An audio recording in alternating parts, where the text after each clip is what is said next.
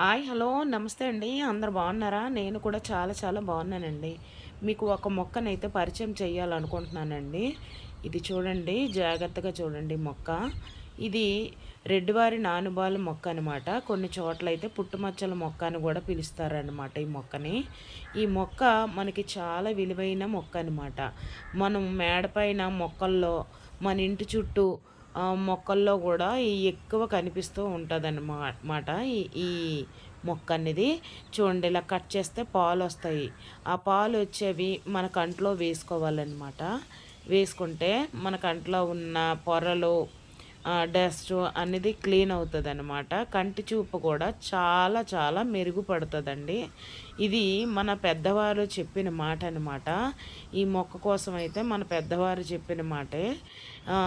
మీరు ఇలా చూడండి, ఇలా కట్ చేస్తే పాలు వస్తాయి కదా. ఆ మొక్క వెంటనే కట్ చేసేటప్పుడు, పాలు వచ్చేటప్పుడు మనం కంట్లో వేసుకోవాలండి. మనంతలో మనం వేసుకోలేకపోతే ఒకరిని సపోర్ట్ కూడా తీసుకోవచ్చు అనమాట. ఎవరినైనా ఆ పాలన్నవి మన కంట్లో వేయమని చెప్పండి.